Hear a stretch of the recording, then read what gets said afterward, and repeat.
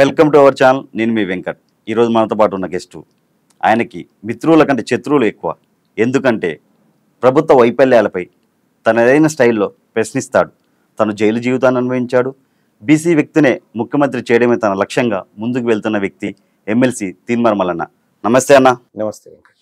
అన్న ఎలా ఉన్నారు? బాగాలేను ఇంకా అన్న. చూద్దాం. మీరు ఇంట్రోలో చెప్పింది మల్లన్నకు మిత్రుల కంటే శత్రువులు ఎక్కువ ఉంటారు అనేటువంటి మాట చెప్పారు. నేను లక్కీ ఆ విషయంలో. ఎందుకంటే మన జీవితంలో ఎప్పుడైనా ఒక పోరాటం చేసినా, ఉద్యమం చేసినా, జర్నలిజం చేసినా, ఇంకోటి చేసినా నువ్వు మంచి శత్రువునే ఎన్నుకోవాలి. మంచి ఫ్రెండ్ ఉంటే ఏమీ లేదు, మనతో ఉంటాడు, మనతో తిరుగుతాడు, మనకు ముచ్చట్లు అంత మంచిదన్నా ఓకే సూపర్ అని పోతాడు. కానీ శత్రువు ఒక్కడే నువ్వేందో అంచనా వేస్తూ ఉంటాడు. కాబట్టి శత్రువు అనేటువంటి వాడు బలంగా ఉండాలి ఎప్పుడైనా జీవితానికి. సపోజ్ ఒక కమెడియన్ని శత్రువుగా తీసుకున్నావు అనుకో, నువ్వు కమెడియన్ అవుతావు. నీ శత్రువు పవర్ఫుల్ అయినాడు ఉన్నాడు అనుకో, నువ్వు పవర్ఫుల్ అవుతావు. కాబట్టి చాలామంది నన్ను శత్రువుగా చూడాలి అని అనుకుంటా ఉన్నారు. అది వాళ్ళ వే. కానీ నాకు వాళ్ళ శత్రువులు కాదు. నా శత్రువు ఉండాల్సిన చోటు ఉన్నాడు.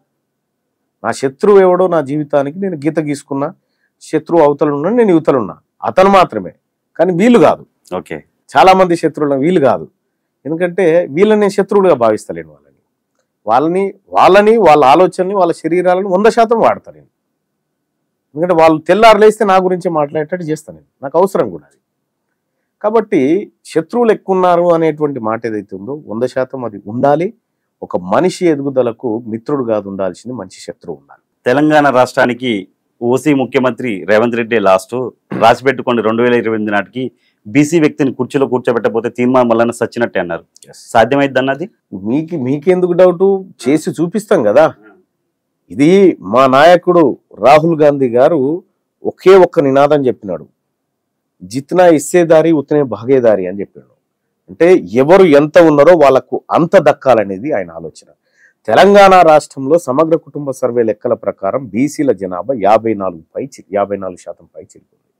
ఈ నేపథ్యంలో ఏం జరుగుతుందంటే ఈ 54% పై చిలుకున్నటువంటి జనాభా మెజార్టీ ప్రజలైనప్పుడు మెజార్టీ ప్రజల నుంచే ముఖ్యమంత్రి వస్తాడు కదా. అవును. సో ఈ తెలంగాణ రాష్ట్రం ఉమ్మడి ఆంధ్రప్రదేశ్ కానీ లేకపోతే ముందున్నటువంటి హైదరాబాద్ కానీ, హైదరాబాదు, ఉమ్మడి ఆంధ్రప్రదేశ్, తెలంగాణ ఏర్పడ్డ ఈ మొత్తం వ్యవహారంలో ఇప్పటి వరకు ఒక్క బీసీ ముఖ్యమంత్రి కాలే. ఓన్లీ భారతదేశంలో బీసీ ముఖ్యమంత్రి కానీ ఏకైక రాష్ట్రం తెలంగాణ. ఇప్పుడు ఉన్నటువంటి ఆంధ్రప్రదేశ్, విభజించబడ్డ ఆంధ్రప్రదేశ్. కాబట్టి మేము స్ట్రాంగ్గా ఇప్పుడు గతంలో ఉన్నటువంటిగా బీసీ మూవ్మెంట్స్ అట్లా లేకుండా ఇప్పుడు స్ట్రాంగ్గా బీసీ మూవ్మెంట్స్ డెవలప్ అయినాయి. వాదం బలపడతా ఉంది. మా నాయకుడు రాహుల్ గాంధీ గారు పదే బీసీలను చైతన్యపరచడం కోసం ఆయన వంతు ప్రయత్నం చేస్తూ ఉన్నాడు.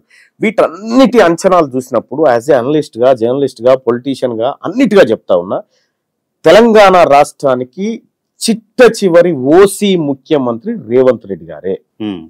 2028 తర్వాత 100కు 200% బీసీ ముఖ్యమంత్రి ఆ పీఠం మీద కూర్చుంటాడు. అసలు మీ ధైర్యం ఏంటి? నేను నెక్స్ట్ ఎలక్షన్లో నిలబడితే ఓసీలు నాకు ఓట్లు వేయొద్దు, నా బీసీ ఓట్లు నాకు చాలు అన్నారు. మీరు మొన్న ఎమ్మెల్సీ ఎలక్షన్లో ఓన్లీ బీసీ ఓట్లతోనే గెలిచారా? ఓసీలు ఓట్లే లేదా? రైట్, మంచి క్వశ్చన్ అడిగిన వెంకట్.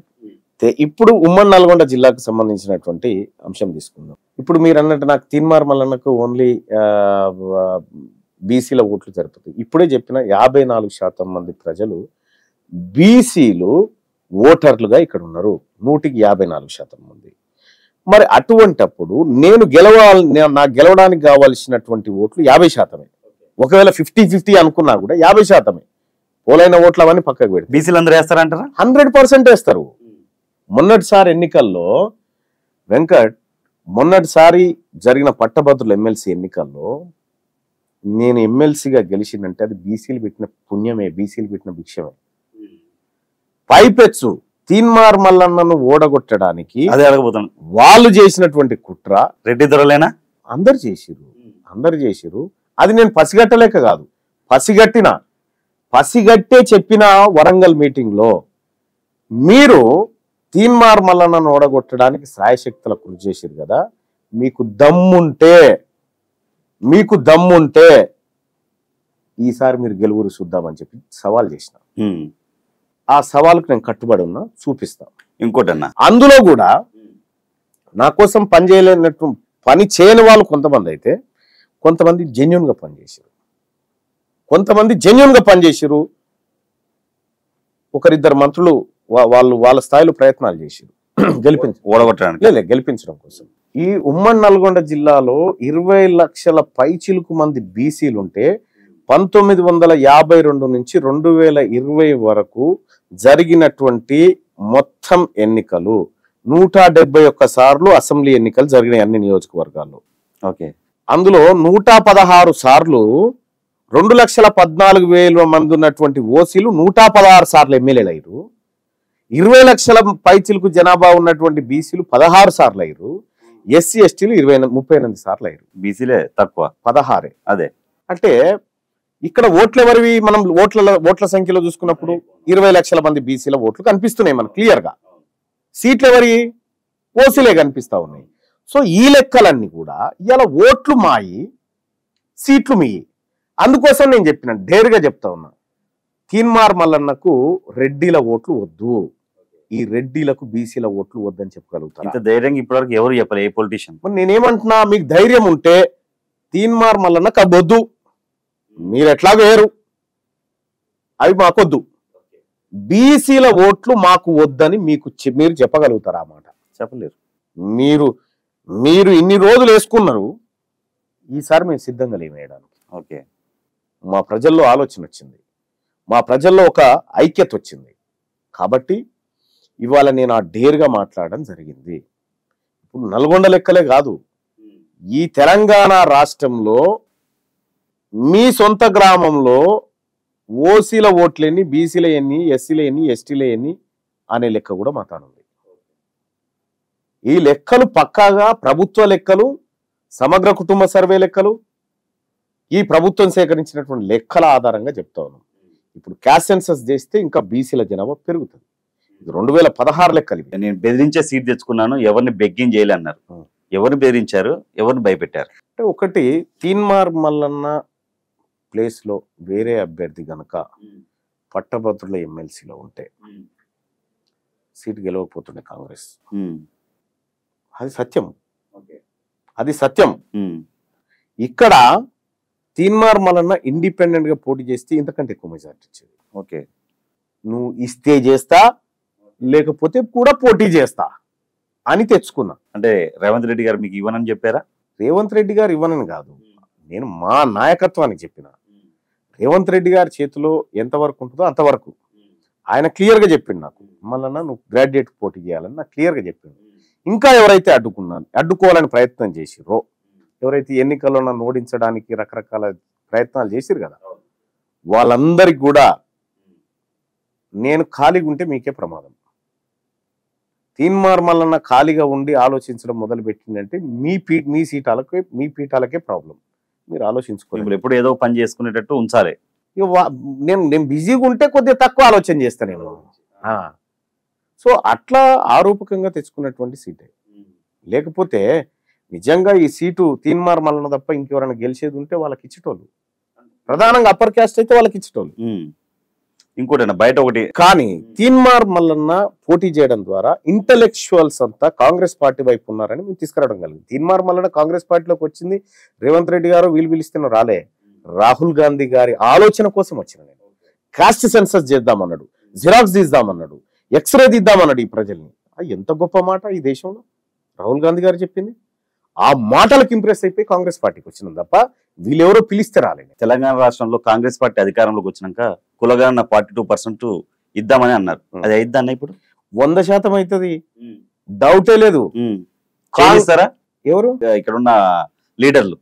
చేయనీయకపోతే వాళ్ళ రాజకీయ పతనం స్టార్ట్ అవుతుంది. చేయనిచ్చినా జరిగేది అదే.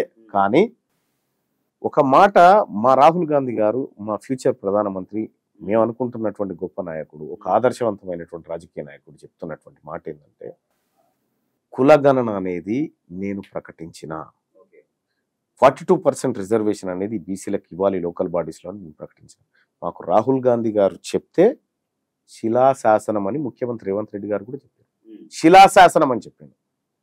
ఇక్కడ క్లియర్గా రాహుల్ గాంధీ గారి మాటే మాకు అందరికీ శిలాశాసనం, మేము నమ్ముతున్నాం. నేను ఇక్కడ రాహుల్ గాంధీ గారి మాటకు నేను బాధ్యత ఎందుకు వహిస్తా ఉన్నా, నాది బాధ్యత అని ఎందుకు చెప్తా ఉన్నా, ఆయన మీద ఉన్నటువంటి నమ్మకం, నాకు ఆయన కుటుంబం పట్ల ఉన్నటువంటి విశ్వాసం, ఇది నాది బాధ్యత అని నేను బాధ్యత వహిస్తా అని చెప్తా ఉన్నా. ఇప్పుడు ఈ బీసీ వర్గాల నుంచి బాధ్యత వహించడానికి చాలా మంది కొద్దిగా వెనక ముందు ఆడుతూ ఉంటారు. ఎందుకంటే మాకు వాళ్ళ ఆశీస్సులు కావాలి, వీళ్ళ ఆశీస్సులు కావాలి. తీన్మార్ మల్లన్నకి ఎవరు ఆశీస్సులు ఎక్కర్లేదు, రాహుల్ గాంధీ గారి ఐడియాలజీ చాలు. ఓకే, రాహుల్ గాంధీ గారి ఐడియాలజీ చాలు నాకు. అందుకోసమని రాహుల్ గాంధీ గారి మాటకు నేను బాధ్యత వహిస్తూ ఈ ప్రజలకు చెప్తా ఉన్నా, నాది జిమ్మెదారు అని చెప్తా ఉన్నా. 100కు 200% క్యాస్ట్ సెన్సస్ జరిగి తీరుతుంది. మొన్న సెక్రటరీలో మీటింగ్ జరిగితే ఒక లీడరు దీని గురించి డిస్కస్ చేసి వద్దు అన్నట్టు మీరు చెప్పారు. నేను ఓపెన్ గా చెప్పిన కదా జగన్ రెడ్డి గారు, నేను ఓపెన్ గా చెప్పిన అంటే నేను సాటుకు చెప్పను వెంకట్. నేను ఏదైనా చూస్తే ఇది జరిగిందని చెప్తా. అక్కడ జరిగినటువంటి మీటింగ్ లో మనం రిజర్వేషన్లు ఎట్లా పెంచాలనేటువంటి దానికి చాలా మంది వచ్చారు, వాళ్ళ సలహాలు ఇచ్చారు, సూచనలు ఇస్తే అందులో పెద్ద ఆయన ఈసారి స్కిప్ చేసేద్దాం అని అంటే ఎట్లా స్కిప్ చేస్తారు, ఇది ఎక్కడ అన్యాయం, ఆ విషయంలో నేను మాట్లాడడం జరిగింది. అది ఓపెన్ గా కూడా చెప్పిన. కొంతమందికి తీన్మార్ మల్లన్న అంటే ఇందాక చెప్పే ఇంట్రడక్షన్ లో మిత్రుల కంటే శత్రువులు ఎక్కువ అని చెప్పే కదా, బయట ప్రజలు మాత్రం తీన్మార్ మల్లన్న అధికార పార్టీలు ఉన్నాడా ప్రతిపక్షాలు ఉన్నాడా, ఎమ్మెల్సీ ఉండి కూడా అధికార పార్టీని ప్రశ్నిస్తున్నాడు అని కొంతమంది. ఇప్పుడు ఒక్క విషయం చెప్తా ఉన్నా, తీన్మార్ మల్లన్న పాలసీలనే ప్రశ్నిస్తుండు. మా రాహుల్ గాంధీ గారు ఇచ్చినటువంటి సోషల్ కాజ్ లైన్ ఒకటి నడిపిస్తా ఉన్నాం. రెండోది తీన్మార్ మల్లన్న ఇప్పుడు ఒక చోట ప్రభుత్వ పాఠశాలలో అమ్మాయిలు వరుసగా నిలబడితే తప్ప మూత్ర విసర్జనకు పోలేనటువంటి పరిస్థితిలో ఉన్నప్పుడు ఆడ మా రాజకీయ నాయకుల పిల్లలు, నా బిడ్డనో నా పిల్లలు ఎవరైనా ఉంటే నాకు క్షేమ అనిపించదా? అనిపిస్తుంది. నాకు క్షేమ అనిపించదా? మరి నేను ఖచ్చితంగా ప్రశ్నిస్తా. అక్కడ బాత్రూమ్ కట్టంగా మనం ఎవడొద్దు అన్నాడు. ప్రభుత్వ పాఠశాలలో చదివేది మన పిల్లలు కాదు కాబట్టి వాళ్ళ పట్ల నిర్లక్ష్యమా అని చెప్పి మాట్లాడిన, తప్పేముంది దాంట్లో? ఇది మాట్లాడొద్దని మా అధిష్టానం ఏమైనా చెప్పిందా నాకు? ఇదే చేయాలని చెప్పినాం కదా, ఇదే చేయాలనేది మా పార్టీ లక్ష్యం, మా అధిష్టానం లక్ష్యం, మా ముఖ్యమంత్రి గారి ఆలోచన కూడా గదే. ఆయన చెప్పింది ఏంటి, ప్రతి ఊర్లో ఒక స్కూల్ ఉండాలని చెప్పిండు, ప్రభుత్వ పాఠశాల, దాంట్లో వసతులు ఉండాలని చెప్పిండు. కానీ 250 మంది ఆడపిల్లలు ఉన్నటువంటి స్కూల్లో ఈ దుస్థితి ఉంటే రేపు పొద్దుగాల ఆ స్కూల్కి ఎవరైనా తల్లిదండ్రులు పంపుతారా? మరి ప్రభుత్వ విద్యను ఎట్లా కాపాడుకుంటాం? ఇది నా క్వశ్చన్. ఈడ కాకపోయినా రేపు మండలంలో అయినా అదే మాట్లాడతా. కానీ ఇక్కడ మనం గుర్తించుకోవాల్సినటువంటి అంశం ఏంటంటే, నిజంగా ప్రజలకు అన్యాయం జరిగినప్పుడు అన్యాయం అని చెప్తే తలకాయ దిగిపోతుందా? దిగిపోదు. ఆ ధైర్యం ఉండాలి కదా. ధైర్యం ఇప్పుడు తీన్మార్ మల్లన్నకి ఇంకేమైనా ఆశ ఉందా నాకేమన్నా? లేకపోతే నా ఫైల్స్ ఏమైనా పెండింగ్ ఉన్నాయా? నేను అయ్యా అనుకుని తిరగడానికి? నన్ను గెలిపించింది పేద ప్రజలు. ఈ ప్రజల కోసం, ఈ బిడ్డల కోసం నేను మాట్లాడాలి కదా. నేను ఆ పనే చేస్తున్నా, దాంట్లో తప్పేముంది? అధికార పక్షంలో ఉన్నంటే నేను ఏ పక్షంలో ఉన్నా ఈ ప్రజల పక్షంలోనే ఉంటా. అటైనా ఇటైనా ఎప్పుడైనా ప్రజల పక్షంలోనే ఉంటా. సహజంగా ఇప్పుడు మనం గతంలో ఉన్నప్పుడు ఆ ప్రభుత్వాలు చేసిన పనులను విమర్శించినాం. ఆయన ముద్దొచ్చి అలా వ్యతిరేకం ఉండదు కదా. నేను మారలే, నా ప్రశ్న మారలే, నేను అడగడం మారలే. నువ్వు పొజిషన్ మారి నువ్వు అనుకుంటే మరి దానికి నేనేం చేయలేదు. ఇంకోటన్నా, హైడ్రా మొన్న హైకోర్టు జడ్జి రంగనాథ్ గారు చాలా సీరియస్ అయ్యారు. హైడ్రా అంటే పేదలకు భరోసా కల్పించేలా ఉండాలి, కానీ అన్ని కూల్చుకుంటూ పోవడం కరెక్ట్ కాదు. రేపు చార్మినార్ తహసీల్దార్ వచ్చి హైకోర్టును కూల్చమంటే కూలుస్తారా? పొలిటికల్ బాస్ల కోసం పనిచేయకండి, నిజాయితీగా పనిచేయండి అని కొంచెం ఒక సీరియస్ అయినట్టు తెలుస్తుంది. సరే, కోర్టు ఏం చెప్పినప్పటికీ కూడా ఈ మూసీ పరివాహక ప్రాంతానికి సంబంధించి మూసీ డెవలప్మెంట్ కార్పొరేషన్ ఏర్పాటు చేసింది బీఆర్ఎస్ పార్టీ. కేటీ రామారావు గారు దీనిపైన రివ్యూ నిర్వహిస్తూ క్లియర్గా ఒక మాట చెప్పిండు. ఈ పరివాహక ప్రాంతాల్లో ఆక్రమణకు గురైనటువంటి అన్ని ఇండ్లను నిర్దాక్షిణ్యంగా కూలదోయండి, బుల్డోజర్లు పెట్టి పడగొట్టండి, అడ్డుకుంటే పోలీసులను పెట్టి కార్యక్రమాన్ని ముందుకు తీసుకుపోండి అని చెప్పిండు. మీరు కావాలంటే ఆ వీడియో కూడా ఉంది నా దగ్గర, వినిపిస్తాను. మీరే ఏర్పాటు చేస్తారు, మీరే మూసీ సుందరీకరణ అంటారు, దానికి మూసీ డెవలప్మెంట్ కార్పొరేషన్ పెట్టి ఆ కార్పొరేషన్ కు ఎల్బీ నగర్ ఎమ్మెల్యే సుధీర్ రెడ్డిని చైర్మన్ చేస్తారు, లోకేష్ కుమార్ గారు ఉంటారు. వీళ్ళందరినీ గట్టి మీరే చేసిరు ఆ కార్యక్రమం. ఆయన మాకు సినిమా చూపించారు కదా, మూసీలో మీరు బోటింగ్ చేయాలంటే టికెట్ల కౌంటర్ ఈడు ఉండాలనే కాడికి తెచ్చారు. కానీ అందులో తట్టెడు మట్టి ఎత్తింది లేదు, ఆ ప్రాజెక్టు ముందుకు పోయింది లేదు. ఇవాళ హైదరాబాదు ప్రాంతంలో ఇప్పుడు లండన్ నగరానికి థేమ్స్ నది ఎట్లయితే ఉందో, హైదరాబాద్కు ఈ మూసీ అనేది కూడా అంత గొప్ప రివరు. ఒకప్పుడు ఈ నదీ పరివాహకం అంతా గొప్పగా విలసిల్లింది. సో అటువంటి ఖ్యాతిని మళ్ళీ పునరుజ్జీవింప చేయాలంటే ఖచ్చితంగా మూసీ నదిని పరిశుద్ధం చేయాల్సినటువంటి అవకాశం ఆలోచన ఉందని ముఖ్యమంత్రి గారు దాని మీద రివ్యూలు చేసిండు, పోయి లండన్ థేమ్స్ నదిని చూసిండు, ఆ రోజు నుంచి చెప్పిండు. మీరే చెప్తారు, కొబ్బరికాయ కొట్టిన వాళ్ళు మీరే, పూలు జల్లింది మీరే, దానికి పునరుజ్జీవనం చేయాలని చెప్పింది మీరే, మళ్ళీ శవయాత్రలు తీసేది మీరే. ఇలా కాంగ్రెస్ పార్టీ పాత్ర ఏంది? మరి కేసీఆర్ గారి ఆలోచనే కదా మూసీ సుందరీకరణ. మరి కేసీఆర్ గారి ఆలోచన ఇంప్లిమెంట్ చేస్తున్నామని చెప్పుకోండి. ఇలా కేటీ రామారావు గారు మాట్లాడుకుంటూ ఇండ్లు కూల్చమని ఇంద్రమ్మ చెప్పిందా అంటాడు. ఇంద్రమ్మ ఇండ్లు కూల్చమని చెప్పలే. ఇలా ఏ ఊరికి పోయినా ఇంద్రమ్మ కట్టించిన ఇండ్లు ఉన్నాయి చూపిస్తాం, కానీ మీ అయ్య కట్టించిన ఇండ్లు లేవు. కూలగొట్టుట్లో మీరు మొదటి స్థానంలో ఉన్నారు, దోపిడీ చేయడంలో మీరు మొదటి స్థానంలో ఉన్నారు. కాబట్టి కేటీ రామారావుకు నేను రామారావు అని పెట్టినటువంటి పేరుకు సార్థకత తీసుకొచ్చాడు. ఆయాల అట్లా, ఇవాళ ఇట్లా. కాబట్టి హైడ్రా విషయంలో హైకోర్టు హైకోర్టు దగ్గరికి మనం పిటిషన్ పట్టుకొని పోతే హైకోర్టు ఎవరైతే ఆవేదనతో వచ్చారో వాళ్ళ పక్షాన్ని ఎక్కువ మాట్లాడుతుంది. అది సహజం, న్యాయ సూత్రాలు వాళ్ళు పాటిస్తారు, అది వదిలేద్దాం. ఇక్కడ ప్రస్తుతం కూడా కాంగ్రెస్ పార్టీ ఏం చేస్తూ ఉందండి, అక్కడ ఉన్నటువంటి పేదలను స్వచ్ఛందంగా పోయి అమ్మ మీకు డబుల్ బెడ్రూమ్ ఇల్లు ఇస్తున్నాము, ఇది మూసీ పరివాహక ప్రాంతము, ఏది మూసీలో కట్టినటువంటి ఇల్లు అక్రమ నిర్మాణము, ఇక్కడ వరదలు వస్తే మీ జీవితాలు ఖరాబ్ అయిపోతాయి, ఈ మురికితోటి మీ పిల్లల భవిష్యత్తు నాశనం అవుతుంది, మీ ఆరోగ్యాలు దెబ్బతింటాయి అని పూర్తిగా చెప్తూ వాళ్ళని ఒప్పిస్తూ దాదాపు 162 మందికి నిన్నటి వరకు డబుల్ బెడ్రూమ్ ఇళ్లలోకి షిఫ్ట్ చేయడం జరిగింది. వాళ్ళంతా వాళ్ళు స్వచ్ఛందంగా ఖాళీ చేసిపోతా ఉంటే, వాళ్ళంతా వాళ్ళు ముందుకు వస్తూ ఉంటే, ఇలా బీఆర్ఎస్ పార్టీ మీరు అట్లా పోకూడదు, వీళ్ళకి తిరగబడండి, మీరు కాంగ్రెస్ పార్టీని వ్యతిరేకించండి, ముఖ్యమంత్రి గారిని తిట్టండి, ఇవేంటి దుర్మార్గం కార్యక్రమాలండి. దానికి బొడ్రాయి పెట్టిన వాళ్ళే మీరు. బొడ్రాయి కాడ పండుగ చేస్తుంటే పండుగ చేయొద్దని పంచాయతీ పెట్టిన వాళ్ళు మళ్ళీ మూసీ బాధితులకు అండగా ఉంటాం, బుల్డోజర్ ని అడ్డుకుంటామని చెప్పి కేటీఆర్ గారు వెళ్తుంటే కారు మీద దాడి చేయడం జరిగింది. ఫస్ట్ ఏంటంటే వాళ్ళ కుటుంబానికి ఎవడు అండగలేడు. బీఆర్ఎస్ పార్టీ అనేది ఒడిసిన శకం. అది బీఆర్ఎస్ పార్టీ ఆఫీసులు ఇప్పుడు ఖాళీగా ఉన్నాయి, ఎవరికైనా కౌలుకి ఇస్తే చేసుకుంటారు. బీఆర్ఎస్ పార్టీ దాని భవిష్యత్తు కోల్పోయింది. కాబట్టి ఇప్పుడు కేసీఆర్ ఫ్యామిలీ కష్టం వస్తే తెలంగాణ కష్టం వచ్చినట్ట. అసలైన బాధితులు వీళ్ళు. ఇలా కాళేశ్వరం ఎంక్వైరీ జరుగుతూ ఉంది, ఫోన్ ట్యాపింగ్ ఎంక్వైరీ జరుగుతూ ఉంది. కాళేశ్వరం ఎంక్వైరీలో అధికారులు బాస్ చెప్తే ఆయన నోటి మాటతో చేసిన మా తప్పేం లేదని చెప్పి అంత కేసీఆర్ కేలెత్తి చూపిస్తా ఉంటే ఆ అంశాన్ని మరుగున పడేయడం కోసం ఇలా మూసీ డ్రామా ఎత్తుకుంది బీఆర్ఎస్ పార్టీ. మరి ఇప్పుడు హైడ్రా స్టార్ట్ చేసింది కదన్నా, చాలా మంది పొలిటీషియన్స్, పొంగులేటి శ్రీనివాస్ రెడ్డి గారు కానీ, లేదంటే మన వివేక్ వెంకటస్వామి గానీ, చాలా మందికి ఫామ్ హౌస్ మరి FTL బఫర్ జోన్ లో ఉన్నాయి. ఎందుకు కూల్చట్లే? 100% కూల్చాలని చెప్తున్నా. ఫస్ట్ అవి కూల్చినాక పేదల కాడికి రావాలి కదా. నేను అదే చెప్తా ఉన్నా. అవి వాస్తవానికి ఎట్లుంటదంటే వెంకట్, ఈ 111 జీవో పరిధిలో గ్రామాలు ఉన్నాయి, అక్కడ అదనంగా నిర్మాణాలు చేయడానికి వీల్లేదు. నీకు అక్కడ ఆ గ్రామంలో 1 ఎకరం పొలం ఉందనుకో, దాంట్లో 90% వదిలేసేయాలి, 10% లో మాత్రమే నిర్మాణం చేసుకోవాలి. ఇది జీవో చెప్తున్నమాట. అయితే ఈ రాజకీయ నాయకులు అంతా ఏమనుకున్నారంటే, మనకున్న భూమిలో 90% వదిలేసి 10% కట్టుకోవాలనుకున్నారు. అది కాదు, మొత్తం 111 పరిధిలో ఉన్నటువంటి దాంట్లో ఎక్కడైతే గ్రామాలు ఉన్నాయో గ్రామాలలోనే, నీ పొలాలలో కాదు కట్టడానికి, వీళ్ళేమో పొలాలలో కట్టుకొని ఇది అనుకుంటారు.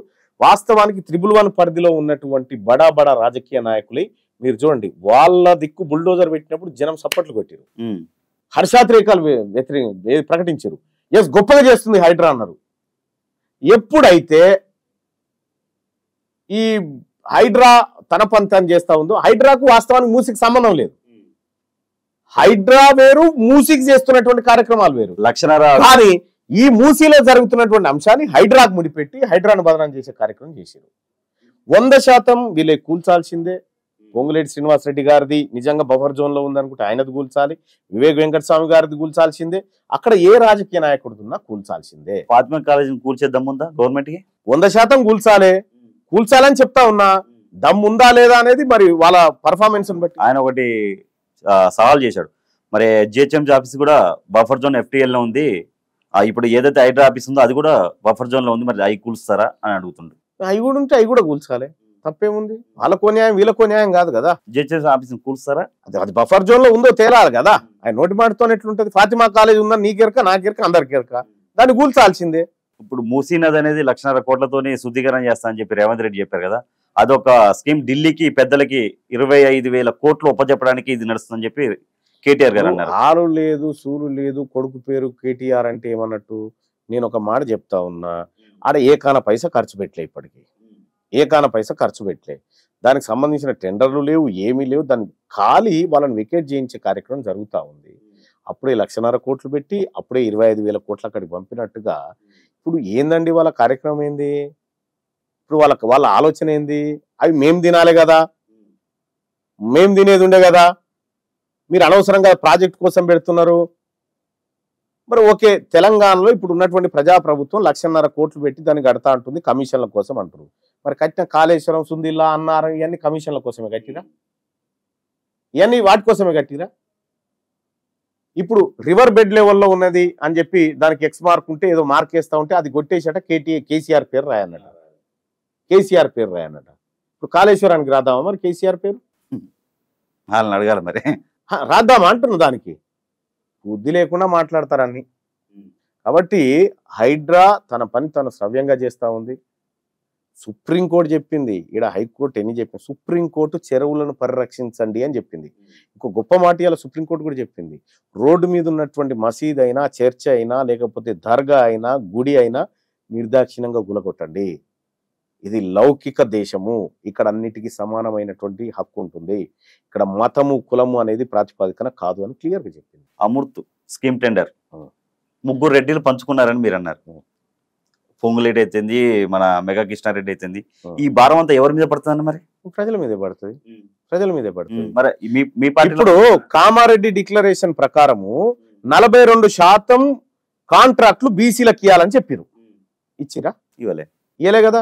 మరి ఇది అమృత్ స్కీమ్ కు సంబంధించినటువంటి టెండర్లు గత ప్రభుత్వం బీఆర్ఎస్ పార్టీ రేపు ఎలక్షన్లు అనగా టెండర్లు వేసి మాయా మచ్చింద్రరావు కార్యక్రమాలు చేసి అక్రమంగా కొట్టాలని చూసింది. సో తర్వాత వచ్చిన ప్రభుత్వం దాన్ని సవరించి మళ్ళీ టెండర్లు పిలిచి పొంగులేటి శ్రీనివాసరెడ్డి గారు చెప్తా ఉన్నారు లెస్ కేసు. లెస్ కూడా కాదు అది, ఇది ఓపెన్ దోపిడీ ఒప్పుకొని తీరాలి. లేదు మేము చేయము అని అంటే ఒకసారి మాట్లాడదాం. మీ పార్టీలో ఉన్నారు. ఏ పార్టీలు ఉంటేంది ప్రజల సొమ్మిది. అన్ని వేల కోట్ల రూపాయలు ఎక్కడికేం తెచ్చి పెడతారు? జనం సొమ్మే కదా. ఒక్కొక్క బీసీ నెత్తి మీద వీళ్ళు పంచుకున్నటువంటి కాంట్రాక్టర్ సొమ్ము 1,900 రూపాయలు, 1,924 రూపాయలు 26 పైసలు పడ్డది ఒక్కొక్క నెత్తి మీద. కాంట్రాక్టులు ఈ ప్రభుత్వంలో ఉన్నటువంటి వాళ్ళు కాంట్రాక్టులు చేసుడేంది? వాళ్ళ కంపెనీలకు లబ్ధి చేకూర్చడం ఏంది? అంటే మీకు అనుకున్నమైనటువంటి టెండర్లు వేసుకొని మీకు అనుకున్న తీరుగా పంచుకొని పోవడమేనా? 42% కాంట్రాక్టులు బీసీలకు ఇస్తాన్నారు. ఏవి మరి 3 రెడ్లు పంచుకొని తిన్నారంటే అనకపోతే ఏం చేస్తావా? బీసీలకు అన్యాయం, బీసీ కాంట్రాక్టర్లకు అన్యాయం జరుగుతుంటే నేను సాటు కంటలేను వెంకట్, నీకెవరు అమ్మగట్టు అంటున్నా ఈ మాట, కట్టుబడి ఉన్న మాటకు. మీరు బీసీల గురించి మాట్లాడుతుంటే రెడ్డిలను కించపరిచేలా మాట్లాడారని చెప్పి రెడ్డి జాగృతి సంఘం మీ మీద కేసు కూడా పెట్టడం జరిగింది. మీరు బీసీల గురించి మాట్లాడితే రెడ్డిలకు ఏంటి ప్రాబ్లం అంటే వాళ్ళు భయపడుతున్నారా? విషయం ఏంటంటే వాళ్ళకి తెలియనటువంటి అంశం, నేను శత్రువుని యుద్ధానికే పిలుస్తుంటా. అవును, వచ్చినట్టే వచ్చి జారిపోయారు. మా వ్యూహం అర్థమైందో అర్థం కాలేదో మేము యుద్ధానికి పిలుస్తున్నాం. అవును, వాళ్ళు వచ్చినట్టు వచ్చి జారిపోయారు. బీసీలు ఏమన్నా మీ ఇంట్లో సొమ్ము అడుగుతుర్రా? ఈ 70 ఏళ్ల సంది బీసీల సొమ్ము ఎవరు తింటుండ్రు? ఇదే కదా మేము అడుగుతున్నది ఇదే. మీకేమి నొప్పి, మీకేం ఇబ్బంది? గుమ్మడికాయ దొంగ అంటే భుజాలు ఎందుకు తడుముకుంటారు? ఒక్కటి వెంకట్, 70 సంవత్సరాల నుంచి పరిపాలన బీసీలు అయితే చేయలే కదా, రెడ్డిలదే చేయలే కదా. మరి ఇప్పటికీ 70 సంవత్సరాల నుంచి మా రేషన్ కార్డుల సంఖ్య ఇంకా పెరిగింది, తెల్ల రేషన్ కార్డులు. మా హెల్త్ సెక్టర్ బాగుపడలే, మా ఎడ్యుకేషన్ సెక్టర్ బాగుపడలే. అంటే మీరు ఫెయిల్ అయినట్టే కదా. 70 ఏళ్ళ నుంచి పరిపాలన చేసి మాకు పరిపాలన చేత కాదని మీరు నిరూపించారు కదా. మేము చూసుకుంటాం ఎట్లా చేసుకోవాలి, మేము చూసుకుంటాం. అది మీకు పరిపాలన చేత కాదనేది స్పష్టంగా అర్థమైపోయింది. మీ పరిపాలన అంతా మీరు బతకడం కోసమే.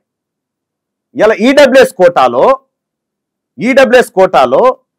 ఈ టీచర్ పోస్టుల భర్తీలో మీరు చూడండి ఏం జరిగిందో, రేపటి గ్రూప్ 1లో చూడండి ఏం జరుగుతుందో. అన్ని ఉద్యోగాలలో జరిగేటువంటి దోపిడీ. రిజర్వేషన్లు ఎవరి కోసం తెచ్చారు వెంకట్? బాబాసాహెబ్ అంబేద్కర్ గారు ఎవరైతే పేద వర్గాలు ఉన్నారో ఆ పేద వర్గాలు పైకి రావడం కోసం పెట్టారు. రిజర్వేషన్లు మా కోసం పెట్టిరని ఇప్పుడు వాళ్ళు వాడుకుంటారు కదా. 10% తెలంగాణ రాష్ట్రంలో ఉన్నటువంటి ఓసీ కమ్యూనిటీ 6.69%. దాంట్లో డివిజన్ చేస్తే రెడ్లు ఉన్నది 10 లక్షల మంది, వెలమలు ఉన్నది 1,02,000 మంది. మొత్తం ఫేక్ సర్టిఫికేట్ల ద్వారా ఈడబ్ల్యూఎస్ కోటాలో సీట్లు పొంది ప్రభుత్వ ఉద్యోగాలు సాధిస్తుంటే వాళ్లకు 67 మార్కులు వచ్చినటువంటి ఎస్టీకి రాదు ఉద్యోగము, 50 మార్కులు వచ్చిన ఈడబ్ల్యూఎస్ కోటాలో మహిళకు వస్తుంది. రిజర్వేషన్ ఎవరి కోసం అమలు అవుతున్నట్టు నష్టపోతుంది ఎవడు? పేదోడు. మరి ఇది ఫిక్స్ చేయకుండా బీసీలకు రిజర్వేషన్ ఇవ్వాలంటేనే మీరు పోయి కోర్టులో కేసేస్తారు. ఈడబ్ల్యూఎస్ కోటాలో మీకు రిజర్వేషన్లు అయితే కోర్టులు వెంటనే అమలు చేయండి ఆలస్యం చేయకూరంటారు. అదే బీసీలకు ఇవ్వాలని చెప్పి రిజర్వేషన్ ఇవ్వాలని చెప్పి కొట్లాడితే మీరు కోర్టులలోకి పోయి మీరు కోర్టులో కేసేస్తే కోర్టు కూడా చెప్తుంది మేము చెప్పేదాకా మీరు అమలు చేయొద్దని చెప్పి. 27% రిజర్వేషన్ కూడా అమలు చేయాలనేటువంటి ఆలోచన వచ్చినప్పుడు కోర్టులు 2 సంవత్సరాలు ఆపినాయి తెలుసా? 2 సంవత్సరాలు ఆపినాయి కోర్టు, మేము చెప్పేదాకా మీరు ఇంప్లిమెంట్ చేయొద్దని చెప్పి. ఏది మండల్ కమిషన్ రిపోర్ట్ ఇచ్చిన తర్వాత ఇవి ఇంప్లిమెంట్ చేయడం కోసం పెడితే 2 సంవత్సరాలు కోర్టు దాన్ని ఆపింది. ఈడబ్ల్యూఎస్ రిజర్వేషన్ ఒక్క క్షణం కూడా ఆపలే కోర్టు, ఇంప్లిమెంట్ చేసుకోపోరని చెప్పింది. అంటే ఏ వ్యవస్థ ఈ బీసీల కోసం పనిచేస్తలేదు వెంకట్, ఇక్కడ ఏ వ్యవస్థ ఈ బీసీల కోసం పనిచేస్తలేదు. ఇక బీసీలం తేల్చుకుంటాం, చూసుకుంటాం, మా వాటా మేమెంతో మాకంతా, మీ సొమ్ము అడుగుతలేం, నీ నోటికాడి బుక్ అడుగుతలేం, మేము మనుషులమే, పొలిటికల్ గా అన్టచబుల్ గా మిగిలిపోయినటువంటి బీసీలం మేమంతా అన్ని రకాల. ఇలా ప్రభుత్వ ఉద్యోగుల్లో ఎంతమంది బీసీలు ఉన్నారు, ఎంతమంది ఓసీలు ఉన్నారు, ఎంతమంది ఎస్సీ ఎస్టీలు ఉన్నారు? తెలంగాణ రాష్ట్రంలో ఉన్నటువంటి జెడ్పీటీసీలలో బీసీల జెడ్పీటీసీల కంటే ఎస్టీల జెడ్పీటీసీలు ఎక్కువ ఉన్నారు. కేవలం 16-17% స్థానిక సంస్థల్లో రిజర్వేషన్ దొరికింది. ఎక్కడుండేది? 33% ఉండే. 33% నుంచి సగానికి తీసుకొచ్చారు. సగానికి తీసుకొచ్చిన మహాత్ముడు పుణ్యాత్ముడు ఎవరు? ఈ కేసీఆర్ కాదా? అప్పుడు కేసీఆర్ సంఖలో పడి తిరుగుతున్నటువంటి నాయకుల పాపం కాదా ఇది? కాబట్టి నేనేమంటే మల్టిపుల్ దోపిడీ జరిగింది బీసీల పైన. దీన్ని ఎట్టి పరిస్థితిలో సహించం. ఖచ్చితంగా ప్రజా చైతన్యానికి మేము పూనుకున్నాం. ప్రజలను చైతన్యమయ్యారు. వాళ్ళ లెక్కలు చెప్తుంటే వాళ్ళు ఇబ్బంది అవుతుంది. వాళ్ళకు అమ్మో దాచిపెట్టాలి కదా, నువ్వు ఎట్లా బయట పెడతావు, ఇవి బయట పెడితే రేపు పొద్దుగాల మాకు ఓటు ఎవడేస్తాడంటే వేయరు, బరాబర్ వేయరు. అందుకే మీ మీద కేసులు పెడుతున్నారు. ఏగా కేసులకు తీన్మార్మలన్నా భయపడతారు. జైలుకి వెళ్ళి వచ్చినాడు. ఈ కేసులు అనేటి నథింగ్ నా జీవితంలో, అది పార్ట్ అంతే. గత ప్రభుత్వంలో ఇదే రేవంత్ రెడ్డి గారు పార్టీ మారిన వాళ్ళని రాళ్లతో కొట్టాలన్నాడు. మరి ఇప్పుడు ఇదే రేవంత్ రెడ్డి గారు కండువలేసి పార్టీలకు అవమానిస్తున్నారు కదా, మరి ఇప్పుడు రాళ్లతో రేవంత్ రెడ్డిని కొట్టాలనా, ఎమ్మెల్యేలను కొట్టాలనా? అది మీరు రేవంత్ రెడ్డి గారిని అడుగురు. అంటే మీరు పార్టీలో ఉన్నారు కదా. నేను మా నాయకుడు రాజీవ్ గాంధీ గారు తీసుకొచ్చినటువంటి పార్టీ ఫిరాయింపుల చట్టం అమలు కావాలని కోరుకుంటా. పార్టీ ఫిరాయింపుల వ్యతిరేక చట్టం, దాన్ని పుంజాల శివశంకర్ గారు డ్రాప్ చేసిరు. గౌరవ మాజీ ప్రధాని స్వర్గీయ రాజీవ్ గాంధీ గారు దాన్ని పార్లమెంట్లో పాస్ చేసినాడు. పార్టీ మారిన వాళ్ళ సభ్యత్వం పోవడానికి ఆయన నిర్ణయం తీసుకున్నాడు. సో మా రాజీవ్ గాంధీ గారిది మేము ఇంప్లిమెంట్ చేయలేనప్పుడు అది నా బాధ్యత కాదు. అది ముఖ్యమంత్రి గారు ఆ తర్వాత ఆయన ఏం నిర్ణయం తీసుకుండో లేకపోతే ఏం సంగతో నాకు. అంటే గతంలో కేసీఆర్ చేసింది ఇప్పుడు రేవంత్ రెడ్డి కూడా చేశాడు కదా. అందరు చేసేది అదే, అందరు చేసేది అదే, అన్ని పార్టీలు చేసేది అదే. భారతీయ జనతా పార్టీ గదే చేసింది, బీఆర్ఎస్ గదే చేసింది, కాంగ్రెస్ గదే చేసింది. సో మా పంచాయతీ పార్టీ ఫిరాయింపుల పంచాయతీ కాదు వెంకట్, మా పంచాయతీ బీసీ పంచాయతీ. ఇంకోటన్నా, ఇద్దరు ఎమ్మెల్యేల పంచాయతీ తెలంగాణ ఆంధ్రకి స్విచ్ పెట్టారు, కౌశిక్ రెడ్డి అండ్ గాంధీ గారిని. దీన్ని ఎలా చూడొచ్చు? ఒకరేమో శ్రీధర్ బాబు గారేమో ఆ పార్టీ వాళ్ళు ఆళ్ళాళ్ళు కొట్టుకున్నారంటాడు. మన రేవంత్ రెడ్డి గారు ఎవడన్నా మన మీదకి వస్తే ఇంటి మీదకి వెళ్ళి కొట్టుడని రేవంత్ రెడ్డి గారు మాట్లాడి. నేను ఒకటి చెప్తా ఉన్నా, ఇక్కడ కౌశిక్ రెడ్డి గారు ఆంధ్ర తెలంగాణ అనేటువంటి మాట మాట్లాడారు. అరకెప్పుడు గాంధీ గారు ఆయన వ్యాఖ్యలు చేసిండు. అరకెప్పుడు గాంధీ గారు షేర్లింగంపల్లి నియోజకవర్గం నుంచి బీఆర్ఎస్ పార్టీ బీఫామ్ మీద గెలిచినటువంటి ఎమ్మెల్యే. పాడి కౌశిక్ రెడ్డి గారు హుజూరాబాద్లో బీఆర్ఎస్ పార్టీ బీఫామ్ మీద గెలిచినటువంటి ఎమ్మెల్యే. వీళ్ళిద్దరూ గులాబీ బనియను గులాబీ అండర్వేర్ వేసుకున్నటువంటి ఎమ్మెల్యేలు. వీళ్ళు కొట్టుకుంటే కాంగ్రెస్ పార్టీకి ఏం సంబంధం? అది ఇద్దరి బీఆర్ఎస్ పార్టీ ఎమ్మెల్యేల మధ్య ఆధిపత్య పోరు. దాన్ని ఆంధ్ర తెలంగాణకు నెట్టాలని చూసేటువంటి పరిస్థితి ఏదైతే ఉందో ఇది దుర్మార్గం. దీనికి కాంగ్రెస్ పార్టీకి సంబంధం లేదు. నేను మా పార్టీ ఇంట్రెస్ట్ లో మాట్లాడతా ఉన్నాను. ఓకే, మన కేటీఆర్ గారు ఇంకోటి సవాల్ చేశారన్న, రేవంత్ రెడ్డి నీ భాషలో చెప్తున్నా, నీకు నువ్వు మొగడు అయితే 6 గ్యారెంట్లు మహాలక్ష్మి ఇవన్నీ ఏదైతే మీరు 6 గ్యారెంటీలు ఉన్నాయో అవి అమలు చేసినాక మీరు ఏంటో చూపించండి, ఇవన్నీ మాట్లాడదు అని అన్నాడు. రేవంత్ రెడ్డి గారు మొగోడా కాదా అనేది చెప్పుడు కంటే రేవంత్ రెడ్డి గారు మీ అయ్యని కామారెడ్డిలో ఓడగొట్టిరు. మొగోడా కాదా అనేది మీ అయ్యని కామారెడ్డిలో రేవంత్ రెడ్డి కూడా ఓడిపోయింది కదా. ఓడిపోయాడు. కానీ రేవంత్ రెడ్డి పోటీ వల్లనే కేసీఆర్ ఓడిపోయాడు. సరే, అది అటు పెడితే రేవంత్ రెడ్డి గారు మొగోడా కాదా అనేది రేపు పొద్దుగాల కాళేశ్వరం చెప్పాలి. రేవంత్ రెడ్డి మొగోడా కాదనేది రేపు పొద్దుగాల ఫోన్ ట్యాపింగ్ కేసు చెప్పాలి. రేవంత్ రెడ్డి మొగోడా కాదా అనేది బుల్డోజర్ వచ్చి జన్వాడ ఫామ్ హౌస్ కూడా నిలబడ్డప్పుడు తెలుస్తుంది. నేనేమంటున్నా, కేటీ రామారావు మొగోడా రేవంత్ రెడ్డి మొగోడా అనేది కాదు, మా పంచాయతీ అది కాదు. ఫస్ట్ ఆఫ్ ఆల్ మీ ఇద్దరు మొగోళ్ళలో కాదని మీ ఒక్క రూమ్లోకి పోయి చూసుకోరు, మాకు సంబంధం లేదు. ఓకే, కానీ అల్టిమేట్గా ప్రజల మైండ్ని డైవర్ట్ చేయడానికి పాలిటిక్స్, దుర్మార్గమైన పాలిటిక్స్ చేయకండి, అవి తప్పు. ప్రజలకు ఏది అవసరమో అది చేయాలి. ఫస్ట్ నేను మొగోళ్ళ కాదనేది మాకు నేను ఎట్లా చూస్తా, నాకెట్లా తెలుస్తుంది? నీవు మున్సిపల్ అధికారులతో మీటింగ్ పెట్టి బుల్డోజర్లు పెట్టి నాలాలు సాఫ్ చేయండి అని చెప్పి నువ్వు చెప్పినావు, మొగోన్ లెక్క చెప్పినావు. ఇవాళ బుల్డోజర్లు వస్తే అడ్డుకోండి అని చెప్తా ఉన్నావు. మరి దీన్ని ఏమంటారు? మరి ఆయన చెప్పాలి కేటీ రామారావు. అసలు తీన్మార్ మల్లన్నకి ఇంత నెట్వర్క్ ఎక్కడిది? ఏ రాజకీయ నాయకులు లేనంత నెట్వర్క్ ఉంది. ఎక్కడ ఏ జరిగినా, మొన్న గత ప్రభుత్వంలో బీఆర్ఎస్ ప్రభుత్వంలో ఉన్నప్పుడు రైతుల గురించి మీరు ఏకంగా ఛత్తీస్గఢ్కే రైతుల్ని ఒక 7-8 బస్సులు, నేను కూడా వచ్చారు, ఒక 7-8 బస్సులు తీసుకొని రైతులు 10 బస్సులు రైతులు తీసుకొని వెళ్ళి డైరెక్ట్ సీఎం గారు ముంగట రైతులను పోగొట్టారు. అసలు ఏంటి మీకు అంత నెట్వర్క్ ఎక్కడిది? అసలు నెట్వర్క్ అంటలేదు. నేనేమనుకుంటున్నా, నా సంకల్పం మంచిదైనప్పుడు సమాజం సహకరిస్తుంది. వెంకట్, నా సంకల్పం మంచిది. ఎస్, ఛత్తీస్గఢ్ రాష్ట్రంలో అక్కడ ఒక బీసీ ముఖ్యమంత్రి ఉన్నాడు. ఆయనను బదనాం చేస్తేందుకు వీళ్ళంతా కలిసి ఛత్తీస్గఢ్లో రైతులంతా ఆగమవుతుర్రు, రైతులకు అసలు మద్దతు ధరనే లేదు, వాళ్ళ కర్జా లోన్లు మాఫ్ కాలేదు, ఇటువంటి డైలాగులు కొడితే దాన్ని నేను స్వీకరించిన, క్యూ న్యూస్ స్వీకరించి నిరూపించడానికి నేను ఛాలెంజ్ చేస్తా ఉన్నానని చెప్పి 10 జిల్లాలకు 10 బస్సులు పంపి 10 బస్సుల మందిని ఛత్తీస్గఢ్ తీసుకొని పోయినా. వాళ్ళ ముఖ్యమంత్రి గారిని స్టేజ్ మీద కూర్చోబెట్టి మీ ముంగటిని అడిగిపిస్తే ఏం జరిగింది అనేది. సో నెట్వర్క్ అనేది కాదు. మాకు తీన్మార్ మల్లన్న టీం ఉంది, మా స్ట్రాంగ్ టీం ఉన్నది, మంచి టీం, మాకు మంచి వ్యవస్థ ఉన్నది. ఆ వ్యవస్థ ప్రజల కోసం పనిచేసేటువంటి వ్యవస్థనే. మేము అందరం కూడా నిజంగా మా టీం సభ్యులు కానీ మా వాళ్ళంతా మంచి చాలా డెడికేట్గా వర్క్ చేస్తాం. కాబట్టి మాకు పెద్దగా ఏం సమస్య కాలే. నేను ఈడనే కాదు, ఇంకా ఏడికి నిరూపించడానికి కూడా నేను సిద్ధంగా ఉన్నా. సో అట్లా ఆ రోజున్న పరిస్థితుల్లో ప్రజల్ని మభ్యపెట్టి, ప్రజల్ని మాయమాటలు చెప్పి దొంగతనంగా మళ్ళీ గెలవాలని బీఆర్ఎస్ పార్టీ ఆలోచన చేసినప్పుడు ఇది తప్పు అని నిరూపించాల్సినటువంటి బాధ్యత తీన్మార్ మల్లన్న మీద ఉండే, క్యూనిస్ మీద ఉండే. అందుకోసమే ఆ రోజు అందరిని తీసుకొని పోవడం జరిగింది. ఇంకోటి, తిరుమల లడ్డూలో కలిసి జరగడం, ఏకంగా జంతు కొవ్వు, పంది కొవ్వు, ఫిష్ ఆయిల్ ఇవన్నీ కలపడం జరిగింది. అసలు కలివిక దైవం మీద ఈ ఆటలు ఏంటి అసలు? అంటే ఒకటి వెంకట్, ఇప్పుడు మీ క్వశ్చన్ ఏదైతే కలపడం జరిగింది అని కానీ కలిపారని ఇప్పటి వరకు ఏ ఎవిడెన్స్ లేదు. అవును, ఒక ల్యాబ్ రిపోర్ట్ ప్రకారం ఉండొచ్చు అనేటువంటి అనుమానం వ్యక్తం చేసింది. సో దానికే మనం అనుకున్నా కూడా తిరుమల లడ్డు పవిత్రంగా ఉండాల్సిందే, దాంట్లో నో డౌట్. ఇంకా ఎవరికి శశబిషలు కూడా లేవు. కానీ ప్రతిరోజు నకిలీ అల్లము, నకిలీ బెల్లము, నకిలీ వంటలు ప్రతిరోజు తింటారు పేద పిల్లలు. తిరుమల అంటే ఒకసారి పోయినప్పుడు ఎప్పుడో ప్రసాదం కొనుక్కొని తింటాం, కానీ ప్రతిరోజు తింటున్నటువంటి పేదల గురించి ఎప్పుడైనా ఇంత పెద్ద చర్చ జరిగిందా? ఎందుకు జరగలే?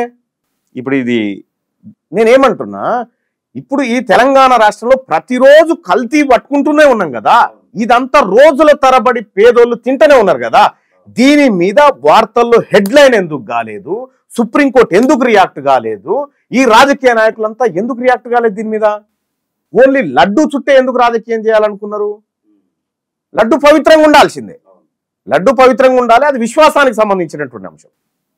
కాబట్టి ఇక్కడ వెంకటేశ్వర స్వామి ఈ పేదవాళ్లకు కల్తీ లేని ఆహారం అందాలని చెప్పి దీవెనియాలి. వెంకటేశ్వర స్వామి లడ్డూని అపవిత్రం చేసినటువంటి దుర్మార్గులు ఎవరైతే ఉన్నారో, ఒకవేళ చేస్తే ఎవరైతే చేసినట్టు వాళ్ళని కఠినంగా శిక్షించాల్సిందే. మనం ఇప్పుడు ఏదన్నా మన కులం వల్లే కానీ ఎవరైనా చనిపోతే 10 రోజులు 11 రోజులు మనకి సూత్కం అనేది ఉంటుంది, వెళ్ళకూడదు ఎక్కడికి టెంపుల్స్.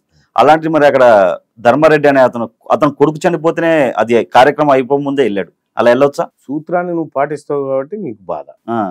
భారత రాజ్యాంగంలో ఇదైతే లేదు, నువ్వు చెప్పినటువంటి అంశం లేదు. సూత్రాన్ని పాటించాలి, మీకు సృష్టి ఉంటుంది ఓ 10 రోజుల పాటు అని, మీరు బయట ఉండాలనేది అయితే ఏడలేదు. అదే ఏమి ఉండదు. నువ్వు ఆచరిస్తే నీకు ఉంటుంది, ఆచరించకపోతే ఏముండదు. సపోజ్ ఇదే హిందువుల్లో మనం అందరం హిందువులమే కదా. ఇప్పుడు హిందువుల్లో ఉండేటువంటి బ్రాహ్మణులు వాళ్ళ ఇంట్లో ఎవరైనా చచ్చిపోతే తెల్లారితోటి కథ మళ్ళీ పోయి గుడిలో పని చేసుకుంటారు. అంటే ఒకరికొకటి ఒకరికి ఇంకోటి అనేది ఉండదు. కాకపోతే నువ్వు పాటించే దాన్ని బట్టి, నువ్వు నడిచేటువంటి నడవడికని బట్టి ఇవన్నీ ఉంటాయి. జగన్ డిక్రేషన్ ఇవ్వమంటే ఇవ్వట్లేడు. ఆ రోజు మొన్న కొండకి వెళ్ళిన రోజు డిక్రేషన్ ఇవ్వమంటే ఇవ్వకుండా దాన్ని రాజకీయం చేశాడు. ఏదైతే డిక్రేషన్ ఫామ్ మీద సంతకం పెట్టాలి ఎవరైనా వచ్చినప్పుడు, ఇవ్వమంటే ఇవ్వలేదు, దాన్ని రాజకీయం చేశారు. అసలు ఎందుకంత భయం జగన్కి? ఎంటేరు వెంకటేశ్వర స్వామినే పాలిటిక్స్ లోకి దించారు ఇప్పుడు నాయకులంతా. ఎంటేరు వెంకటి తిరుమల 7 కొండల్ని రాజకీయాల్లోకి దించారు. రాజకీయ కోసం ఎంకనని ఆడుకుంటారంటారా? 100% వాడుకుంటున్నారు. అందరూ వాడుకుంటున్నారు. ఆ పవిత్రమైనటువంటి భగవంతుణ్ణి అక్కడ ఆయన తిరుమల కొండకు పోతే ఒక ప్రశాంతత ఉంటది. ఆ ప్రశాంతత లేనటువంటి పరిస్థితి క్రియేట్ చేసిరు ఇప్పుడు అక్కడ. స్వామివారే భయపడి జాలనైనా నాకు కొండలని వెళ్ళిపోయేటట్టు చేసిరు. ఆ పరిస్థితి క్రియేట్ చేసిరు. వెంకటేశ్వర స్వామిని రాజకీయాల్లోకి లాగడం పొరపాటు, అది తప్పు, చేయకూడదు ఎవరు. ఇంకోటన్నా, తీన్మార్ మల్లన్న పార్టీ మారే ఆలోచన ఉంటే ఏ పార్టీలోకి వెళ్తాడు? నేనెందుకు మారతా భయ్? మా నాయకుడు రాహుల్ గాంధీ గారు కాంగ్రెస్ పార్టీని బీసీల చేతుల్లో పెడతా ఉంటే మేమెందుకు మారతాం? ఎందుకో ఇప్పుడు మీరు కాంగ్రెస్ వాళ్ళని కొంచెం గట్టిగానే ఘాటుగానే స్పందిస్తారు. కాంగ్రెస్ వాళ్ళని కాదు, కాంగ్రెస్ పార్టీ మాకు ఇప్పుడు కన్నతల్లి లాంటిది. మా నాయకుడు రాహుల్ గాంధీ గారు పార్టీ ఇంట్రెస్ట్ ను కాపాడతాం, 100% పార్టీని ప్రొటెక్ట్ చేస్తాం. కానీ ఈ పార్టీని అడ్డం పెట్టుకొని ఈ పార్టీని ముంచాలనుకునేటువంటి వాళ్ళు ఎవరైతే ఉన్నారో వాళ్ళ మీద ఖచ్చితంగా ఓపెన్ గా మాట్లాడు. తీన్మార్ మల్లన్న ఆశయం ఏంటి? ముఖ్యమంత్రినా, మినిస్టరా, ఎమ్మెల్యేనా? నేను ఆల్రెడీ ఎమ్మెల్యే కంటే ఎక్కువ ప్రోటోకాల్ ఉన్నటువంటి వ్యక్తిని. నేను చాలా కాలం క్రితం నుంచి చెప్తున్నా, తీన్మార్ మల్లన్నకు మంత్రి పదవి వద్ద ఏముందని. నా లక్ష్యం మెజారిటీ ప్రజలైనటువంటి బీసీలకు రాజ్యాధికారం రావాలి. దక్కలి, మంగలి, బాలసంతు, నాయి బ్రాహ్మణ ఈ బిడ్డలంతా అసెంబ్లీలో కూర్చోవాలి. ముదిరాజు, పద్మశాలి, గౌడు, పెరిక, ఇట్లా మున్నూరు కాపు, యాదవ, కుర్మ వీళ్ళందరితోని అసెంబ్లీ మెజారిటీ అసలైనటువంటి బిడ్డలు వాళ్ళు, ఎక్కువ జనాభా ఉన్నటువంటి వాళ్లకు ఎక్కువ కుర్చీలు దక్కాలి. తద్వారా వాళ్ళ పిల్లలు చదువుకునేటువంటి ప్రభుత్వ పాఠశాలను వాళ్ళు బాగు చేసుకుంటారు. విద్యా హక్కు చట్టాన్ని అమలు చేయాలి. ఇటువంటి అన్ని కూడా నా ఆలోచనలు. ఇవన్నీ రైట్ టు రీకాల్ తీసుకురావాలి, జవాబుదారీతనం పెరగాలి. ఇవన్నీ నాకున్నటువంటి ఆలోచనలు. ఇంకోటేనా, అసలు తీన్మార్ మల్లన్నకి ఒకవైపు మార్నింగ్ న్యూస్, ఒకవైపు ఎమ్మెల్సీ బాధ్యత, చాలా మంది బాధితులు వచ్చారు. ఇప్పుడు మేము కూడా చూసాం, చాలా మంది బాధితులు వచ్చారు. విమర్శలు, ప్రతి విమర్శలు, ఇవన్నిటిని అసలు ఒక పక్క ఫ్యామిలీ, ఇవన్నిటిని తీన్మార్ మల్లన్న ఎలా అసలు ఎదుర్కొంటుండు? ఒకటి ఏంటంటే, కొంతమందికి ఇవన్నీ సాలే కదన్నా. ఇప్పుడు ప్రతిరోజు నాకేముంటుందంటే, ఎవడన్నా నన్ను విమర్శ చేసేటోడు కూడా, బలహీనుడు చేసినా కూడా నేను కొన్నిసార్లు ఈ పాపం కదరా అనిపిస్తుంది. నా ఆటనే అది, నేను ప్రతిరోజు ఆడే ఆటనే అది. ఎస్, నేను పొలిటికల్ ఆటనే ఆడతా. నేను ఆడేటువంటి ఆటలు ఇవన్నీ భాగమే, అంతర్భాగమే. ఎస్, నన్ను గెలిపించినందుకు వచ్చిన ప్రజలకు నేను సేవ చేసుకోవాలి. నన్ను గెలిపించిన ప్రజల కోసం మాట్లాడాలి. అదొక పాటు చేస్తూనే రెండో వైపు లక్ష్యం దిశగా మళ్ళీ సమాజం వైపు పోతూ ఉండాలి. మూడో దిశగా శత్రువులు ఎవరైతే ఉన్నారో వాళ్ళను ఓ వైపు కనిపెడుతుండాలి. ఇంకో దిశగా మా పార్టీ అవకాశం ఇచ్చిన పార్టీ ఇంట్రెస్ట్ను కాపాడాలి. మా ముఖ్యమంత్రి గారిని, ఇగో ఈయన మన ప్రతినిధి అని చెప్పి మా నాయకుడు రాహుల్ గాంధీ గారు ఆయన్ని ఇక్కడ పంపిన, ముఖ్యమంత్రి గారు ఆ పీఠంలో కూర్చున్నంత సేపు ఆయనను కూడా ప్రొటెక్ట్ చేయాలి. ఇవన్నీ మల్టిపుల్గా జరుగుతూ ఉంటాయి. సేమ్ కుటుంబం కూడా ఉంటుంది. ఇవన్నీ ఒక టాస్క్. ఫ్యామిలీకి టైం ఇవ్వగలుగుతున్నారు. ఇప్పుడు ఎమ్మెల్సీ అయినాక ఖచ్చితంగా ఇస్తాను. నా పిల్లలు చిన్న పిల్లలు, నేను ఇంటికి పోతే నేను వాళ్ళ లెక్క పిల్లగాని లెక్కనే ఆడుకుంటాను. ఇంటికి పోతే నేను బయట ఎవరితో ఎట్లా ఉండొచ్చు, బయట ఎన్ని ఉన్నప్పటికి కూడా నా పిల్లల దగ్గరికి పోతే మేము మంచిగా ఆగిపెట్టి గుగ్గిపెట్టి అనుకుంటూ ఆడుకుంటూ కూర్చుంటాం. నేను మా పిల్లలందరం కూడా, అంటే వాళ్ళ దగ్గరికి పోయి వాళ్ళ ఏజ్ లోకి పోయి నేను ఆడుకుంటే వాళ్ళు నాతో ఫ్రీగా ఉంటారు. ఓకే, నేను ఆడికి పోయి నేను ఎమ్మెల్యే అవన్నీ ఏముండయి. నేను ఎమ్మెల్సీ అయినా ఏమైనా కూడా నా పిల్లలకు డాడీనే. వాళ్ళు నా మీద ఎగురుడు దుంకుడు అవన్నీ ఉంటాయి. కాబట్టి అది వేరు, ఆ లైఫ్ వేరు, ఈ లైఫ్ వేరు. నేను దాదాపుగా పొద్దున్నుంచి 7:30కి వస్తా, రాత్రి 7 గంటల దాకా ఇక్కడ ప్రజలకు అందుబాటులో ఉంటాను. నేను ఎవరు వచ్చినా వాళ్ళకు పని చేస్తూ ఉంటాం. ఎక్కడైనా ఇతరత్ర కార్యక్రమాలు ఉంటే పోతుంటాం, వస్తుంటాం. కాబట్టి అన్నీ కోఆర్డినేట్ చేసుకుంటున్నాం. ఇంకా కొంత సమయం బాకీ ఉంది నాకు, అది కూడా ఫిల్ చేసుకుంటాను. ఇంకోటి, రేవంత్ రెడ్డి గారు ఈ మధ్యలో ఒక మీటింగ్లో ప్రతి ఒక్కరు యూట్యూబ్ ఛానల్ పెట్టడం, మెల్లో తాడేసుకొని రావడం, నేను జర్నలిస్ట్ అనడం అన్నాడు. కాంగ్రెస్ పార్టీ అధికారంలోకి వచ్చిందంటే యూట్యూబ్ల వల్ల కాదన్నా. 100% మరి ఎలా అన్నాడు? సోషల్ మీడియా తోటి వచ్చింది. అది ఆయన వ్యక్తిగత విషయం కావచ్చు. గతంలో కేసీఆర్ గారు మాట్లాడినా నేను. అయితే గతంలో కేసీఆర్ గారు తెలంగాణ ఉద్యమం సమయంలో ఫేస్బుక్ లో పోస్ట్ పెట్టిరు, తెలంగాణ బిడ్డలు ఎంత అద్భుతంగా అదే అన్నాడు. ఆ తర్వాత ఏం చేసిండు? సోషల్ మీడియాని తొక్కాలని చూసిండు. అదే సోషల్ మీడియా తొక్కుడు తొక్కితే పడిపోయాడు. అంటే ఎవరైనా కూడా సోషల్ మీడియాలో ప్రజలు స్వేచ్ఛగా మాట్లాడుకుంటున్నారు. నీకు నచ్చితే ఇన్ లేకపోతే లేదు, నీకు నచ్చితే ఇన్ లేకపోతే లేదు. నన్ను అన్నాడు, నన్ను తిట్టిండంటే మరి వాని అభిప్రాయం, అది వాని అభిప్రాయము. నువ్వు అట్లా నీకు లేదు, ఇట్లా నీకు లేదు అని నీకు లేదు. ఆయన ఒకవేళ తప్పు చేస్తే చట్టం చూసుకుంటుంది. ఇప్పుడు మెయిన్ స్ట్రీమ్ మీడియా ఉంది, మెయిన్ స్ట్రీమ్ మీడియాని ఎవడం చూస్తాడా? ఇప్పుడు పట్టించుకుంటాడా? సపోర్ట్ చేసిరన్నా. ఆ సపోర్ట్ తర్వాత ఎవడు పట్టించుకుంటాడా? ఎవడు పట్టించుకోడు ఈ మెయిన్ స్ట్రీమ్ మీడియాని. అసలు మీడియా అంతా సోషల్ మీడియానే, అసలు మీడియా అంతా సోషల్ మీడియానే. కాబట్టి సోషల్ మీడియాలో ఉన్నది చాలా మంది వారియర్స్ ఉన్నారు, వాళ్ళ పుణ్యాన్ని వచ్చింది. ఇంకోటన్నా, మీ మీద చాలా ఎలిగేషన్స్ కూడా ఉన్నాయి. మీకు మంచి అనే వాళ్ళు ఉన్నారు, చెడు అనే వాళ్ళు ఉన్నారు. ఇప్పటివరకు మీరు ఎన్ని కోట్లు సంపాదించారన్నా? దందాలు చేస్తారంట బాగా. ఎస్, తీన్మార్ మల్లన్న ఎన్ని కోట్లు సంపాదించిండు, ఏడబెట్టిండు, ఏం కథ, ఆధారం తీసుకుంటారా అప్పుడే నీకు రాసిచ్చేస్తా. అంటే ఇప్పుడు యూట్యూబ్ లో చాలా వస్తుంది, తీన్మార్ మల్లన్న దందాలు చాలా చేస్తాడండి. విషయం ఏంటంటే ఒక్కడు ఆధారం చూపించలేడు. నేను ఛాలెంజ్ చేసిన, ఎమ్మెల్సీ ఎన్నికల్లో పోటీ చేసినప్పుడే ఛాలెంజ్ చేసిన, ఈ రాష్ట్రంలో తీన్మార్ మల్లన్న గురించి మాట్లాడుతాడు ఎవడైనా సరే, తీన్మార్ మల్లన్న అక్రమంగా సంపాదించింది ఈ తప్పు చేసిండని ఒక ఎవిడెన్స్ తీసుకొని రీ, నా నామినేషన్ వాపస్ తీసుకుంటా అని చెప్పి ఛాలెంజ్ చేసి 17 రోజుల పాటు ఛాలెంజ్ మీద ఉన్నా, ఒక్కడు రాలే. అంటే మనం చేస్తున్నటువంటి క్రమంలో ఏం చేస్తారంటే ఇటు అన్ని ఆరోపణలు చేస్తూ ఉంటారు. ఇంకా ఇవే నువ్వు ఇంకేం చూసినావు, ఇవే ఇంకా చాలా వస్తాయి నా మీద.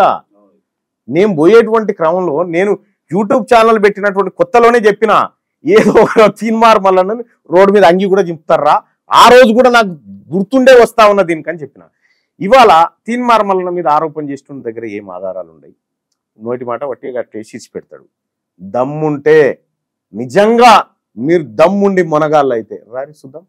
ఒక్కడు రాడు, ఓడోడు సవాళ్ళు ఎత్తుంటాడు. నేను ఆడికి పోతే ఉత్సపడుతుంది, మళ్ళీ వాళ్ళకు ఏదిరా అంటే ఉత్సపడతారు. అంటే వాళ్ళకి సమాధానం చెప్పడానికి కాదు నా అంటే, వాళ్ళకి ఛానల్ నడవాలి. తీన్మార్ మల్లన్న ఫోటో తమ్నైల్ మీద ఉంటే నడుస్తుంది అనుకుంటే వాడు బట్టే మనం ఏం చేస్తుంది తప్ప బతకని. మీరు ఇంకోటి అన్నారన్న, నేను రాజీనామా చేయను అన్నారు ఒక సిచ్యువేషన్ లో.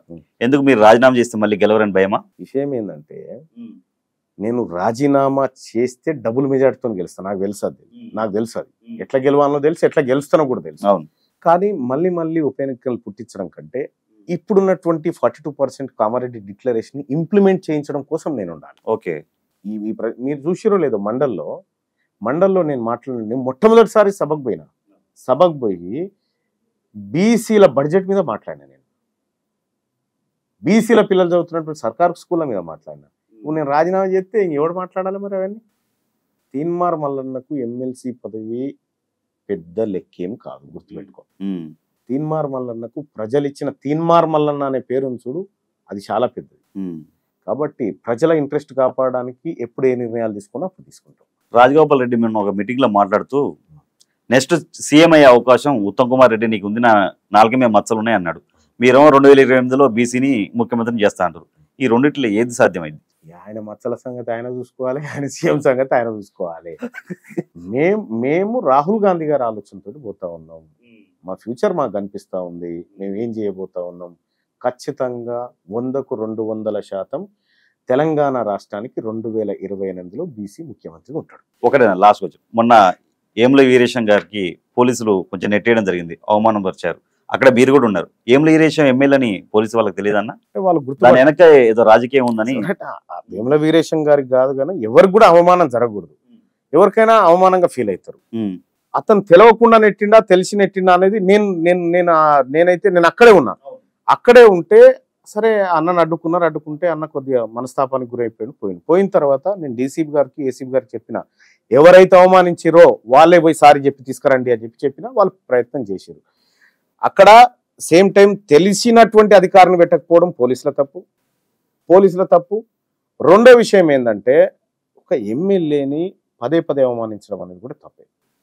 మరి అది ఎవరి ఇంట్రెస్ట్ కోసం చేసిరు ఏం కథ అనేది ఆయన ప్రివిలేజ్ మోషన్ మూవ్ చేసిండు. దానికి ఏం సమాధానం వచ్చిందో నాకు తెలియదు.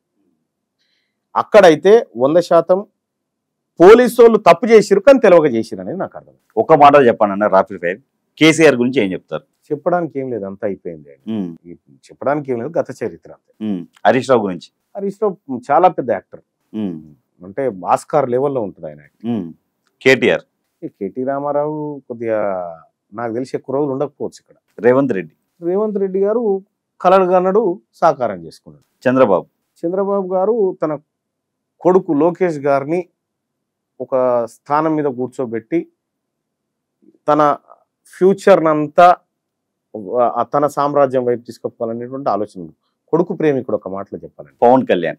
పవన్ కళ్యాణ్ గారు విజన్ ఉన్నటువంటి నాయకుడు. ఉమ్, అతనికి పేదల పట్ల, అతని ప్రజల పట్ల ఏదో ఒక రోజు ముఖ్యమంత్రి అవుతాడు తెలంగాణ, ఏది మన ఆంధ్రప్రదేశ్ రాష్ట్రం. ఆంధ్రప్రదేశ్ కూటమి ప్రభుత్వం 100 రోజులు పూర్తి అయిపోయిందన్న. ఉమ్. చాలా పథకాలు కూడా అక్కడ అమలు అవుతున్నాయి. పవన్ కళ్యాణ్ అండ్ చంద్రబాబు గారి పాలన ఎలా ఉంది? 100 రోజులు పూర్తయినందుకు వాళ్ళకి శుభాకాంక్షలు. ఇప్పుడు దాని ఫలితాలు ఇంకా అందలేదు. ఫలితాలు వచ్చినప్పుడు చూద్దాం, ఇంకా కొన్ని రోజులు అయితే తెలుస్తుంది. ఇప్పుడు కొత్తగా పెళ్ళి అయిన వాళ్ళకి ఎట్లుంటుంది అబ్బా, అది వేరే కదా. ఓకేనా? థ్యాంక్ యూ అన్న. Thank you.